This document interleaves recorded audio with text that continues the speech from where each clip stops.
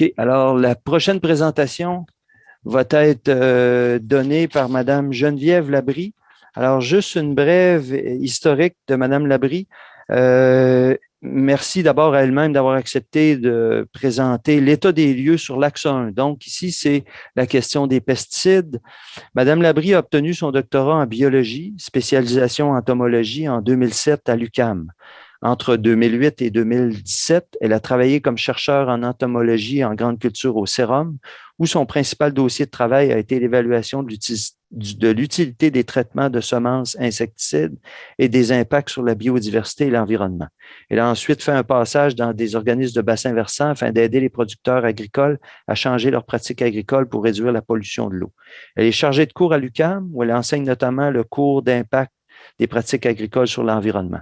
Depuis 2018, elle est chercheure en phytoprotection au Centre de recherche agroalimentaire de Mirabel, le CRAM, où elle pilote une dizaine de projets de recherche sur le développement des méthodes alternatives aux pesticides contre des ravageurs et maladies en culture maraîchère, en champs et en serre. Alors, la parole vous appartient, Madame Labrie. Alors, fait que je vous laisse, c'est vous qui activez votre présentation? Oui, ça va être Oui. moi. Merci. Vous m'entendez? Oui, très bien. Parfait. Je vais partager mon écran. Vous me direz si vous voyez bien le bon écran. Donc, est-ce que vous voyez mon grand écran? Parfait, parfait pour moi. Bon, ben c'est excellent. Merci beaucoup. Merci beaucoup de l'invitation. Je vais effectivement vous parler du portrait de l'utilisation des pesticides. Je vais faire un portrait global au niveau du rapport des ventes qui a été publié, qui est en date de cet été, mais qui parle des ventes qu'il y a eu en 2019. La contamination des cours d'eau, il y a un rapport qui est sorti il y a 2 semaines qui fait état là, vraiment et qui nous permet de voir un peu l'utilisation des pesticides et justement qu'est-ce qui se passe là dans l'environnement. Je vais parler évidemment du cas des traitements de semences insecticides parce que c'est quelque chose qui a fait couler beaucoup d'encre et qui a amené beaucoup de changements quand même au Québec par rapport aux pesticides. Puis un peu mes réflexions sur les défis de la réduction des risques liés aux pesticides et l'adoption de pratiques de lutte alternatives. Mon défi à moi est de faire ça en 30 minutes, donc je vais débuter. Donc, le bilan des ventes des pesticides au Québec, on voit ici, là, depuis 1992 qu'on suit les ventes de pesticides. On voit globalement que les quantités en kilogrammes de matière active n'ont pas vraiment changé là, depuis 1992. On est toujours à 3 millions finalement là, de kilos d'ingrédients actifs là, relativement là, à chaque année, qui peut varier un peu dans les années 2000, 2014, 2015, qui est un petit peu plus élevé. Ce qui est en rose, c'est qu'il y a eu des modifications. Là. Il y avait eu des oublis de certains détaillants là, qui avaient un quiproquo. Donc, c'est les données réelles amendées là, qui sont présentées là, pour 2017-2018 avec les quantités en rose. Ce portrait-là a toujours exclu les traitements de semences insecticides parce que c'était pas des pesticides qui étaient comptabilisés dans les pesticides vendus, vu que ça arrivait sur des enrobages de semences, donc des grains qui rentraient au pays, et donc qui n'ont jamais été comptabilisés à part dans les dernières années où c'est une obligation maintenant. Mais je vais en parler un petit peu plus tard. Donc, ce que vous voyez là, c'est les pesticides qui sont vendus par des détaillants, des grossistes. En 2018 est arrivée la justification agronomique. Donc, il y a eu une réflexion, il y a eu le ministère de l'Environnement avec le ministère de l'Agriculture qui ont mis en place vraiment une justification agronomique pour certains des pesticides. Je vais vous en parler. La justification a été établie sur 3 critères. Donc, soit des indices de risque à l'environnement et à la santé qui étaient élevés. Il y avait 16 pesticides qui étaient sur cette liste-là. Qui avaient des impacts sur les pollinisateurs, les néonicotinoïdes particulièrement, qui étaient sur cette liste et qui contribuaient le plus à l'IRPEC, l'indice de risque pour les pesticides au Québec. Peut-être vous en parler rapidement, c'est des indicateurs de risque liés à la santé et à l'environnement. Soit à la santé, c'est un indice qui est québécois, donc qui a été vraiment élaboré par l'Institut national de santé avec le ministère de l'Environnement et le ministère de l'Agriculture, pour établir sur la base des données qui sont dans les processus d'homologation sur la toxicité aiguë ou chronique, les effets cancérogénicité, les effets sur le développement, qui établit des chiffres donc pour un indice risque à la santé et à l'environnement, les impacts sur les pollinisateurs, oiseaux, poissons, leur persistance dans le sol, le potentiel de lessivage. Cet indice-là permet de chiffrer donc les risques des différents pesticides et de pouvoir évaluer un peu, OK, par des choix pour les producteurs aussi, de dire, on peut réduire un peu nos risques à l'environnement, à la santé selon les pesticides. Donc, c'est un indice qui est vraiment, qui est quand même utile et qui a été élaboré ici pour le Québec, qui est utilisé par les producteurs. Il y a pour la justification agronomique des pesticides, il y avait 5 pesticides qui répondaient soit aux critères 1 ou 2 ou 1 ou 3. Donc, il y avait l'atrazine, qui est un herbicide qui est quand même utilisé depuis très longtemps, qui a une rémanence dans l'environnement qui est quand même très importante et des impacts là, sur la santé. Le chlorpyrifos, qui est un insecticide organophosphoré qui était là depuis très longtemps aussi, un des anciens insecticides qui aussi avait des impacts quand même qui contribuaient le plus à l'indice de risque à la santé et à l'environnement, donc l'atrazine, le chlorpyrifos. Et les 3 traitements de semences insecticides, l'imidacloprid, clothianidine, thiaméthoxam, qui étaient des néonicotinoïdes à l'époque. Donc, il y a eu cette justification agronomique-là qui a été mise en place en 2018.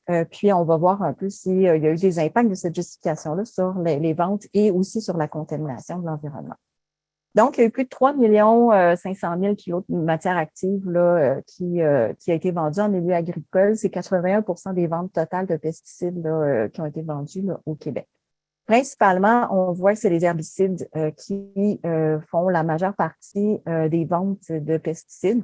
On a les fongicides à 15% environ, les insecticides à 7%. Quand on regarde au niveau des indices de risque de ces différents pesticides-là, ce qu'on voit, l'indice de risque à la santé, l'indice de risque à l'environnement, en vert, c'est les herbicides, en bleu, les fongicides et en orange, les insecticides. On voit, depuis qu'on utilise ces indices de risque-là, que c'est les herbicides en général qui contribuent le plus aux indices de risque à la santé ou à l'environnement. Les fongicides ont quand même une certaine importance, surtout les risques à l'environnement, qui ont eu une certaine augmentation dans les dernières années. Globalement, on voit que les indices de risque diminuent. Quand on regarde en termes de les herbicides, quels herbicides sont les plus présents, sont les plus vendus, c'est le glyphosate. Donc, vous voyez dans l'histogramme depuis 1992, en haut, la petite ligne, c'est les quantités de pesticides vendus depuis à chaque année, donc globalement, et on voit qu'il y a une augmentation des quantités de glyphosate. Donc, le Roundup, c'est utilisé pour les cultures OGM. On voit qu'il y a une augmentation là, quand même dans les 15 dernières années. Et ça contribue à 42% des ventes totales de pesticides, c'est le glyphosate. Donc, c'est vraiment le principal pesticide vendu, c'est le glyphosate. On a d'autres pesticides. Ce qui vient par la suite, on a le S-métolachlore, qui est un autre herbicide, et beaucoup de biopesticides. On a quand même une augmentation importante des biopesticides dans les dernières années, surtout des huiles minérales. Donc, c'est quand même intéressant. Si on regarde au niveau du bilan par pesticide, vous voyez en rouge, on a le glyphosate. Il y a eu une augmentation quand même importante dans les dernières années, en 2018 et 2019 du glyphosate. Puis on voit bien l'évolution là, depuis 2002 de ce pesticide. Dans les autres herbicides, ce qu'on a vu, c'est l'atrazine. Donc, qui est un des pesticides qui était visé par la justification agronomique. On a 84% de réduction depuis la justification en dedans seulement de 2 ans. Donc, on voit l'impact de la justification agronomique. Les agronomes, les producteurs qui veulent utiliser l'atrazine doivent avoir une justification signée par un agronome pour utiliser l'atrazine. Et on voit qu'il y a des produits de remplacement qui sont possibles pour l'atrazine. On voit que ça a été, il y a eu une baisse très, très importante. On voit quand même qu'il y a d'autres, le S-métolachlore, entre autres, là, qui a un indice de risque quand même assez élevé, qui est présent là, quand même de façon importante là, depuis quelques années. Au niveau des herbicides. Au niveau des traitements de semences, vous avez dans la figure en bas, ce qu'on voit globalement, c'est en orange, on a la clothianidine, qui est un des traitements de semences qui était quand même très utilisé. On voit bien, là, 2018-2019, une réduction quand même de l'utilisation de la clothianidine. Pas du thiaméthoxam qui reste un autre néonicotinoïde, il reste relativement stable. Mais par contre, ce qu'on voit, c'est une augmentation du chlorantraniliprol, qui est la famille des diamides, donc le groupe 28. Et depuis 2016, ce pesticide a été homologué en traitement de semences, donc en remplacement des néonicotinoïdes. Donc, ce qu'on voit clairement, c'est qu'il semble y avoir une augmentation de ce pesticide-là, donc un remplacement des traitements de semences néonicotinoïdes Ce qu'on voit aussi, c'était dans les premières fois où on était capable d'identifier combien de semences on avait avec néonicotinoïdes. Je vous fais remarquer que les néonicotinoïdes, malgré le 238 000 kilos de semences, c'est quand même très peu d'ingrédients actifs. 566 kilos sur le 3 500 000, c'est quand même très, très peu. Ça n'empêche pas quand même, on va le voir, une contamination quand même importante de l'environnement. Ce qu'on voit, c'est qu'en 2015, on suppose, donc c'est des évaluations qu'on avait à peu près 100% des grains traités avec des néonicotinoïdes. Et 2019, selon les données qu'on a obtenues, on a 2% des grains qui sont enrobés avec des néonicotinoïdes. On n'a pas les données pour les grains qui sont enrobés avec le chlorantraniliprol, malheureusement. Donc, on ne peut pas vraiment évaluer si on a eu quelle est l'ampleur, en tout cas au niveau des pesticides vendus. Ce qui fait que ce qu'on voit, les indices de pression, les indices de risque à l'environnement, l'indice de risque à la santé au Québec depuis 2006 ont été suivis. L'indice de pression, en fait, c'est le kilo d'ingrédients actifs par hectare de terre cultivée, qui exclut les foins. Fait qu'on prend comme base finalement pour évaluer un peu les indices de pression et les indices de risque 2006, qui est notre année de base par rapport à cette évaluation-là. Et l'objectif dans la stratégie phytosanitaire 2011-2021 était de réduire de 25 depuis 2006 des indices de risque et qui a été atteint en 2019. Donc, au niveau de l'indice de risque à la santé en rouge, on a atteint une réduction de 25 Puis, on avait 10 de réduction au niveau de risque à l'environnement. Par contre, vous voyez que l'indice de pression, donc le nombre de kilos d'ingrédients actifs par hectare cultivé, reste très similaire à tout ce qu'il y a eu là, au cours des dernières années, mais les indices de risque qui sont calculés ont diminué. La cible est une réduction de 40 de ces indices de risque-là pour 2030 et une diminution de 500 000 kilos de pesticides vendus qui devrait baisser l'indicateur de risque de pression finalement au niveau de l'histogramme. Fait que ça, globalement, c'est quand même on observe une réduction des ventes de pesticides les plus à risque. La justification agronomique semble avoir fonctionné. Est-ce que cette réduction-là se traduit réellement par une diminution des risques pour l'environnement, pour la santé aussi? On a la chance d'avoir finalement un réseau de suivi de la qualité des rivières, des pesticides dans les rivières depuis 1992, qui est vraiment avec des régions de maïs-soya, des régions de pommes de terre, des régions de petits fruits, de maraîchers, et qui a une évaluation qui est faite à chaque année selon un calendrier, 2 fois par semaine de la mi à la mi-août. Concentration des pesticides, on regarde aussi les critères de vie aquatique chronique, qui sont les concentrations à ne pas dépasser pour protéger les organismes aquatiques. Donc, ça, c'est des données qui sont évaluées, qui sont établies finalement et qui nous permettent de voir, OK, dans quel état sont nos cours d'eau? Est-ce qu'on a des quantités de pesticides importantes? Est-ce qu'ils dépassent les critères de vie aquatique chronique? Ça nous permet de valider aussi l'utilisation des pesticides dans chacune de nos régions agricoles. Et ce qu'on voit ici, c'est le rapport qui est sorti il y a 2 semaines d'Isabelle Giroux et son équipe, qui est vraiment intéressant. En haut à gauche, on voit l'atrazine, le métolachlore, l'imazétapir, donc des herbicides, l'atrazine étant sous justification agronomique. Ce qu'on voit, c'est que oui, dans les cours d'eau, il y a eu une réduction de l'atrazine. Donc, on a eu 80 quelques % de réduction d'atrazine vendue. On voit qu'il y a une certaine, donc en 2019, une certaine réduction de l'atrazine dans les cours d'eau depuis la justification obligatoire, donc qui semble avoir un impact de cette justification-là, mais on n'a pas une baisse de 84 là. L'atrazine est quand même rémanent longtemps là, dans les sols et dans l'eau aussi, mais on voit quand même l'impact de la justification. Ce qu'on voit aussi, c'est que les ventes de pesticides de glyphosate sont quand même très importants. Il y a une certaine augmentation et on voit aussi dans les cours d'eau, ça c'est la fréquence, le pourcentage de fois que c'est détecté. On voit que depuis les dernières années, c'est pratiquement détecté à 100% et on voit la MPA aussi qui est le produit de dégradation du glyphosate qui tend à augmenter aussi à être détecté 100% des fois dans les cours d'eau. Ce qu'on voit aussi, les autres herbicides en bas à gauche, le dicamba 2,4-D et tout ça, on voit quand même une certaine augmentation aussi dans les dernières années, qui pourrait aussi être le fait qu'on diminue l'atrazine, on augmente aussi certains des herbicides en remplacement à l'atrazine, ça pourrait être lié à ça.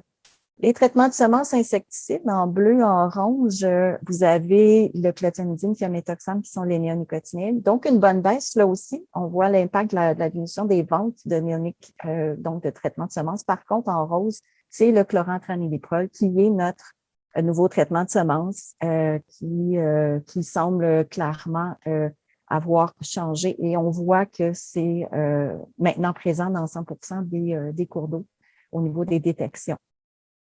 Quand on regarde ces différents pesticides-là, on veut voir aussi s'ils ont un impact. Donc, les critères de vie aquatique chronique et les quantités maximales mesurées aux stations du réseau de base. Donc, je vous montre en microgrammes par litre.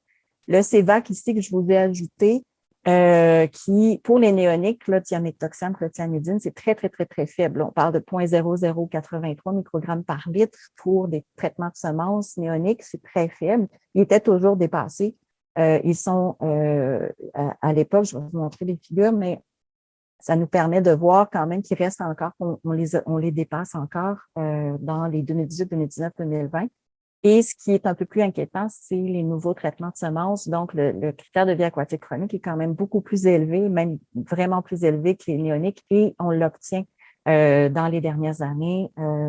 Ça a été mesuré à certains moments. Bonne nouvelle, l'autre insecticide, le chlorpyrifos, lui, on ne le détecte plus dans les cours d'eau. Donc, c'en était un qui était à justification agronomique et depuis la justification, il n'est plus détectable dans les cours d'eau, ce qui donc montre l'intérêt de la justification là, dans les cours d'eau, par rapport à certains des pesticides qui étaient dans les plus à risque. Par contre, je vous montre un peu les dépassements des critères de vie aquatique. J'ai mis en rouge, c'est le moment où on a commencé à évaluer les néonicotinoïdes dans les cours d'eau. Parce que vu que c'était pas des pesticides qui étaient comptabilisés au niveau des ventes, ils n'étaient pas évalués dans les cours d'eau non plus. Parce qu'on évalue les pesticides qui seraient les plus vendus, les plus à risque. On n'était pas au courant de la quantité de pesticides, de néonicotinoïdes qui entouraient les semences. Et donc, c'est à partir de ce moment-là qu'on a commencé à évaluer les néonicotinoïdes et que les critères de vie aquatique chronique ont été systématiquement pratiquement atteints dans les régions, donc dans les cours d'eau.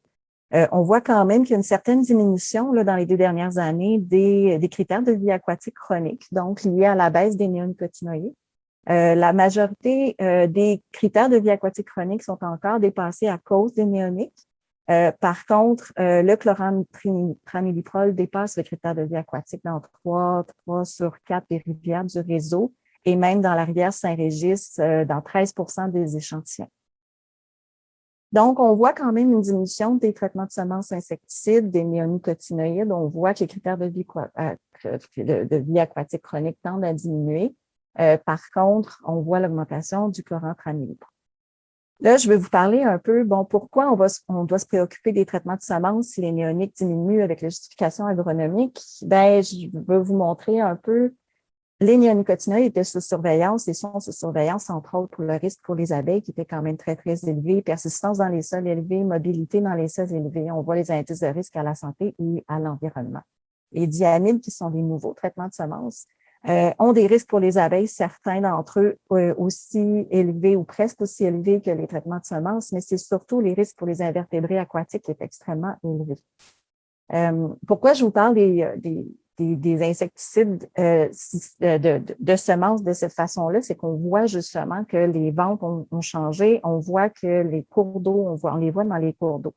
Les insecticides systémiques, c'était une nouvelle façon d'utilisation des pesticides qui n'avaient pas été, c'est apparu autour des années 2004.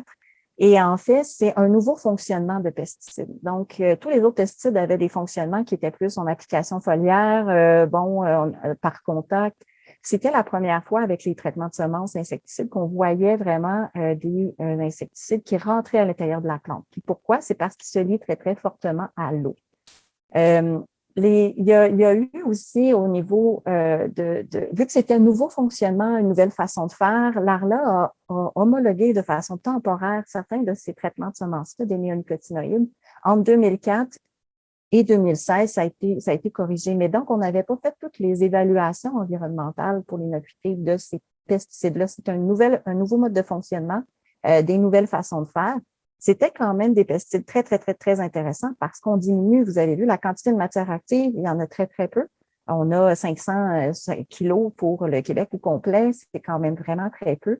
Et donc, on s'attendait, je pense que dans ce mode de fonctionnement-là, on ne s'attendait pas à ce qu'il y ait des impacts de cette façon-là parce qu'on diminue beaucoup l'application d'insecticides foliaires, la quantité de matière active de l'utilisation de ces produits-là. Et ça semble donner des protections efficaces contre les ravageurs. Vous donnez peut-être une histoire courte de tout ce qu'on a pu faire. On a été pionniers au Québec par rapport à ces pesticides-là. On avait à peu près, ce qu'on s'est rendu compte, c'est qu'on avait à peu près 500 000 hectares de terre traitées avec insecticides de semences dans les années 2010.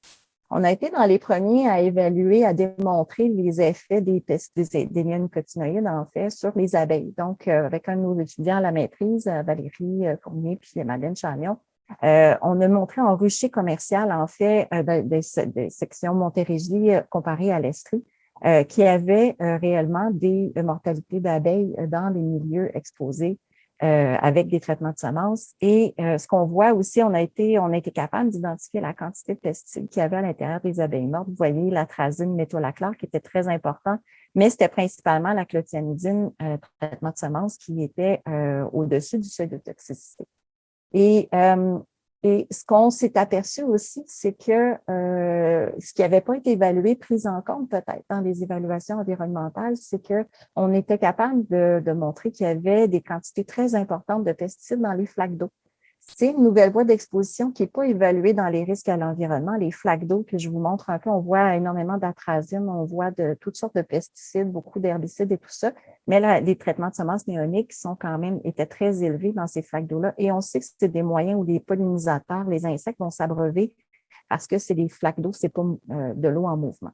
Donc, les traitements de semences insecticides, ce qui a été montré par des méta-analyses de presque 1000, on est rendu à 1000 quelques articles scientifiques sur ça, c'est que les semences traitées, il y a à peu près seulement 2 de l'insecticide qui rentre dans la plante. Et il y a plusieurs voies d'exposition chronique et aiguë pour les espèces non ciblées qui ont été identifiées. Les poussières aéroportées, la translocation dans les plantes traitées et non traitées, donc dans le nectar, le pollen, les gouttelettes de déglutation, la contamination du sol aussi qui est quand même très importante parce que vu qu'on a juste 2 qui rentrent dans la plante, tout le reste est dans le sol, et contamination des eaux de surface et souterraines.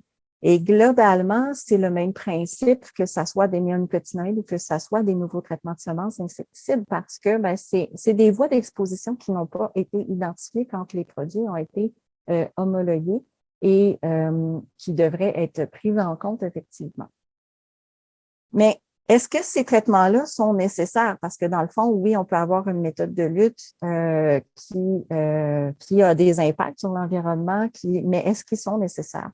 Et on a entrepris dans ces années-là, et on continue à le faire, donc, des dépistages systématiques, donc de sites un peu partout au Québec. Bon, je vous montre une carte, un article qui a été publié en 2017, mais qui nous a permis de faire vraiment une évaluation de qu'est-ce qu'on avait dans les sols et tout ça au Québec, qui nous permet de voir, de savoir quelles espèces d'insectes on avait dans nos sols et est-ce qu'ils étaient dommageables et est-ce qu'ils avaient des impacts importants. Donc, on a ce qui nous a permis de voir que dans le fond, ici, c'est un peu toutes les espèces de vers fil de fer, donc qui causent des dommages dans les champs. Les plus gros font plus de dommages, évidemment. Ce qu'on a pu montrer, c'est qu'on avait 72 de nos sites avaient une petite espèce, le taupin trapu, qui est une espèce dont on ne connaissait pas la biologie, on avait peu de connaissances sur cette espèce-là, et qui finalement, avec un autre étudiant à la maîtrise, avec Eric Lucas à l'UQAM, on a montré que c'est une espèce qui a un cycle d'une année, contrairement aux autres espèces, et elle fait très peu elle a une fertilité qui est très faible, et donc se déplace très peu aussi.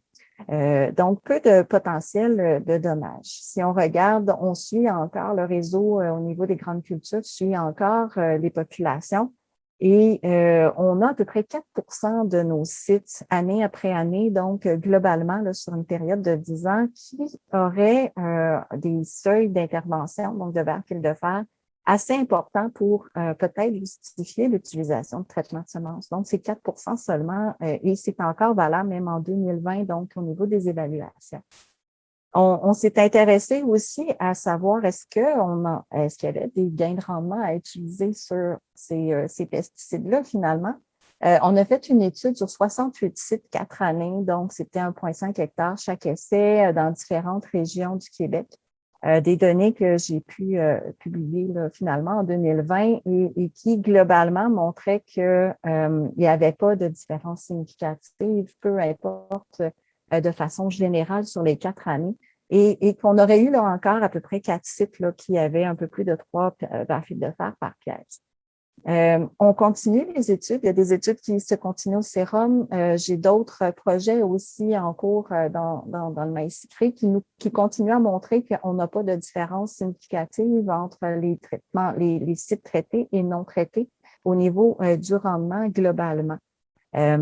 Ce que ce projet-là nous a permis de faire, c'est d'arriver à outiller les producteurs avec des outils d'évaluation des risques, parce qu'on sait que c'est difficile pour des producteurs d'avoir des grandes surfaces, qui sont traités avec des insecticides pour savoir s'ils peuvent, qu'est-ce qu'ils doivent réduire, où est-ce qu'ils peuvent réduire.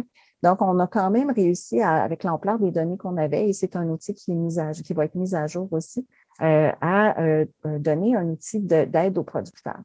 Donc, globalement, si on regarde tout ce qui a été fait, tout ce qui a, et on voit quand même qu'il y a une transition, il y a quand même un changement vers les nouveaux traitements de semences. Les données restent valables sur le fait qu'on n'a probablement pas nécessairement besoin de ces traitements de semences-là, qui va arriver un peu dans les défis un petit peu plus tard. Ça, les néoniques sont un beau cas de figure, en fait, de justement comment on peut, malgré toute la recherche, malgré toutes les connaissances, comment c'est difficile de faire des changements et de mettre en place. J'avais invité un de nos producteurs leaders, en fait, Paul Caplette, qui ne pouvait pas être présent ce matin, mais pour mentionner quand même qu'il y a des producteurs qui font beaucoup d'essais chez eux et qui font des changements. Et lui, ce qu'il me disait, puis qu'il voulait que je vous mentionne, c'est que l'approche progressive de réduction des insecticides sur nos semences s'est très bien passée. J'insiste sur le progressif. Donc, ils ont débuté par curiosité en 2012, mais accompagné d'un suivi agronomique. Ça représente bien ce qu'on a ce qu'on a besoin aussi par rapport à ce qu'on doit faire, la recherche qu'on doit faire. Et aujourd'hui, 93% de nos surfaces totales sur la ferme sont semées sans aucun insecticide sur les semences. Donc, c'est possible, mais je vais en arriver aussi un peu plus tard. Ce qu'on a, c'est que c'est possible, mais ça prend du temps. Et ça prend de la confiance aussi de nos producteurs, comme le ministre le disait tout à l'heure. Donc, les constats au niveau des traitements de semences, c'est que, il y a eu une contamination massive de l'environnement. On le voit encore, malgré le fait qu'on a une justification agronomique. Il y a des impacts sur les pollinisateurs, qu'on a vu, qu'on est capable de quantifier. Sur les invertébrés aquatiques, c'est beaucoup plus difficile à évaluer quand même. Il y a eu des projets de recherche qui ont coûté près de 1,5 million au gouvernement québécois là, dans la période où j'étais. Donc, j'ai comptabilisé seulement ce que j'avais fait, puis ce qu'on avait fait par rapport aux néoniques. C'est quand même très, très, très conséquent mais ce qu'on voit, c'est qu'une utilité sur à peu près 95% des champs testés. Il y a une justification obligatoire d'un agronome et malgré tout, ce qu'on constate, c'est qu'il y a un remplacement visible par d'autres insecticides de semences, malgré la démonstration de leur inutilité sur la majorité des champs. Fait que ça, c'est un constat qui est quand même on doit avoir une réflexion par rapport à ça puis voir qu'est-ce qu'on peut faire. Les constats herbicides et OGM, on voit qu'il y a une augmentation d'utilisation du glyphosate, la contamination de l'environnement qui est liée aux superficies OGM. On voit globalement l'évolution des superficies de maïs de soya au Québec de 2003 à 2020. Il y a eu une augmentation, puis là, on est plus dans un plateau. Mais l'utilisation du glyphosate est très, très, très liée avec les superficies OGM nécessairement. Il y a plusieurs produits de remplacement de l'atrazine qui sont avec des produits qui ont du glyphosate. Et on a d'autres herbicides aussi qui remplacent l'atrazine. Fait que ça pourrait aussi un peu expliquer l'augmentation qu'on a vue aussi dans les dernières années. Ce qu'on constate aussi, c'est qu'il y a une résistance aux herbicides de plus en plus. Il y a un réseau qui est en place là, au sérum pour évaluer la résistance. Et il y a 62% des cas, il y avait 190 échantillons en 2019, 62% étaient résistants au groupe 9 qui inclut le glyphosate. Donc, on voit l'impact aussi sur l'augmentation de la résistance des plantes adventices au glyphosate parce qu'on a une surutilisation de ces produits-là et même une augmentation dans l'environnement. Conclusion, avant de passer au défi, juste globalement, on voit que la justification agronomique semble fonctionner pour réduire l'utilisation de certains pesticides plus à risque. Il y a eu une mise à niveau du manque de données sur les ventes de pesticides, entre autres les traitements de semences insecticides. En tout cas, néonique, j'espère qu'on va être capable d'évaluer aussi les autres traitements de semences insecticides. Il y aurait besoin d'avoir des données d'utilisation des pesticides par culture, par ennemi des cultures. Là, on n'a pas cette donnée-là et ça ne nous permet pas nécessairement de faire un portrait qui va être actuel, vraiment, qui va nous permettre de cibler un peu plus les cultures à viser, les ennemis des cultures à viser.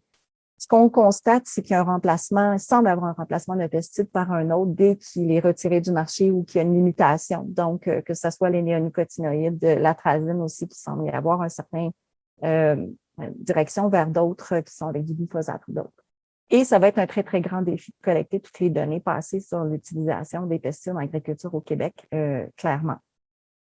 Dans les défis liés au risque des pesticides, il y a des nouveaux pesticides de remplacement. Il y a des nouveaux pesticides de fonctionnement, les pesticides systémiques, l'ARN interférent, donc qui s'en vient, qui est déjà en homologation ou déjà homologué. Le processus d'homologation des pesticides et d'OGM, il faut se poser la question, est-ce qu'il y a des ajustements pour les nouveaux modes de fonctionnement?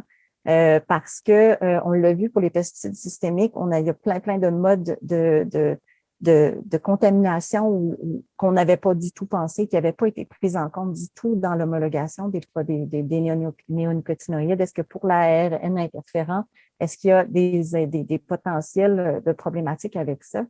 On a des nouveaux hybrides de maïs qui vont avoir des résistances à plusieurs herbicides intégrés, comme par exemple 4 herbicides là, pour un nouveau là, qui s'en vient. Il y a plusieurs toxines BT aussi pour prévenir la résistance des insectes au BT et il y a maintenant l'ARN interférent aussi qui est intégré. Est-ce qu'on va voir une augmentation de l'utilisation d'autres herbicides avec des IRE, des IRS plus élevés? Est-ce qu'il va y avoir plus d'applications de pesticides pour contrer la résistance au glyphosate? Donc, est-ce qu'on va être capable de réduire nos quantités d'ingrédients actifs vendus? Tout simplement parce qu'on veut baisser nos indices de risque, mais on met plus de pesticides. Donc, il y a des questionnements à se poser. Est-ce qu'il va y avoir d'autres impacts environnementaux qui vont apparaître dans une dizaine d'années avec l'ARN interférent, entre autres? Donc, on sait peu de choses présentement. Et peut-être aussi qu'il va lier avec d'autres axes, la perception de la lutte intégrée. Ça agit beaucoup sur l'adoption des méthodes alternatives. Il y avait une étude de Gale West en grande culture auquel j'ai participé qui montrait qu'au niveau des producteurs en grande culture, les producteurs à cette époque-là n'avaient pas de compréhension commune de la lutte intégrée. C'était pas compris de la même façon. Il y avait peu de confiance dans les résultats de recherche. Il y avait beaucoup plus de confiance dans leurs représentants de compagnie ou dans les clubs conseils. Et il mentionnait que s'il y avait des incitatifs financiers pour adopter la lutte intégrée, il y aurait probablement une plus grande partie. On l'a vu, là, les producteurs, le ministre en a parlé, ont adopté, se sont inscrits à une seule journée, tout l'argent était dépensé pour les incitatifs financiers. Ça va être intéressant de voir qu'est-ce qui va se passer avec ça dans les prochaines années. Puis où est-ce qu'on en est en 2022? Je pense qu'on risque d'avoir un beau projet là-dessus, je l'espère. Et la disponibilité de méthodes alternatives est réellement un enjeu. Le financement des méthodes alternatives est souvent difficile à obtenir sur plusieurs années pour avoir travaillé sur énormément de projets. Le temps pour développer une nouvelle méthode efficace est quand même très, très, très long aussi. Je suis en train de travailler sur le sarrasin qui est délétère pour les vers fils de fer. Donc, mais ça va prendre beaucoup d'années avant d'arriver à avoir quelque chose que les producteurs, qui va être utile chez les producteurs. Au sérum, ils veulent travailler sur des biofongicides, des entomopathogènes, des choses comme ça. Mais le temps pour développer une nouvelle méthode et le temps pour l'adoption par la suite aussi, c'est quelque chose qu'il faut tenir compte quand on parle de pesticides. Monsieur Caplette l'a mentionné, c'est depuis 2012 qu'ils travaillent là-dessus et on est rendu 10 ans plus tard et là, ils ont quelque chose de conséquent. Donc, j'espère que je vous ai fait un bon topo puis que je vous ai fait poser des questions aussi. C'est un peu mes questionnements par rapport aux pesticides, par rapport à l'expérience que j'avais. Fait que je vous remercie beaucoup. Je ne sais pas s'il y a du temps pour des questions. Merci beaucoup, Madame Labrie, pour cette excellente présentation.